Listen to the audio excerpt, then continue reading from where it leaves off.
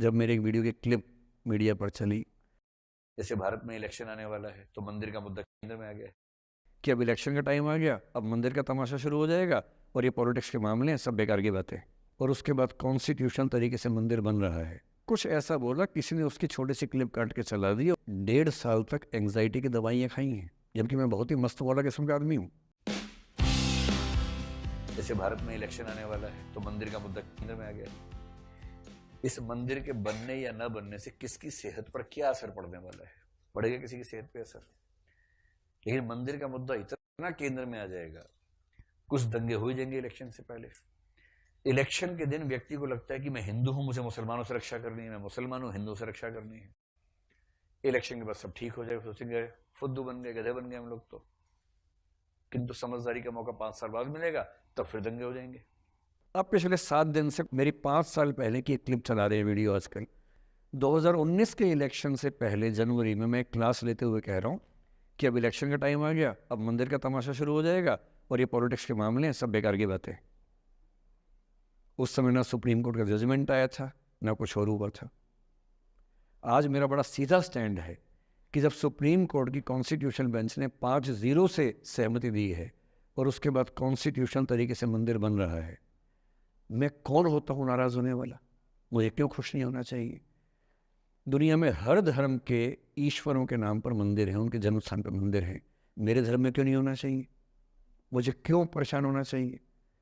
और कुछ लोग पिछले 7 दिन से 5 साल पहले की क्लिप चला रहे हैं। मेरी टीम परेशान है, मैं परेशान नहीं हूँ। मुझे भेजते हैं कि सर ऐसे हो गया, सर इतने वीडियो चल रहे हैं।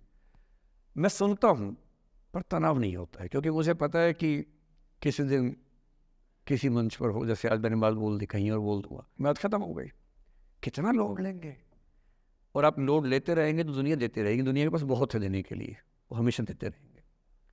खुद को ऐसा फूल प्रूफ बना लीजिए, शील्ड बना लीजिए अपने आसपास कि तनाव आता है फिसल के निकल जाता है। और अगर आप तनाव झेलने के लिए समर्थ हो जाते हैं, लेट गो कर देते हैं, मैं दावे से कह रहा हूँ, सफल कितने होंगे मुझे नहीं पता, जिंदगी आपकी शानदार होगी, ये मैं गारंटी दे रहा हूँ। और जब जब बुरा अनुभव हो,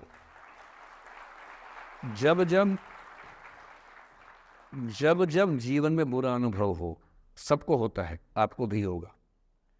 जब जब बुरा अनुभव हो, मेरा सूत्र वाक्य है, जो मेरे व्हाट्सएप का स्टेटस भी है परमानेंट, मेरे दिल में गुथा हुआ है, दिल पे छपा हुआ है, सबको बोलता हूँ, हर क्लास में बोलता हूँ, आपको भी बोल रहा हूँ। एक लाइन याद रखना, क्यों डरे जिंदगी में क्या होगा, कुछ ना होगा तो तजुर्बा होगा।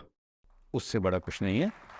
सोशल मीडिया पर ट्रोलिंग आजकल का एक नया सच है, जो आप लोग बड़ा मुश्किल होता होगा जब झेलते होंगे।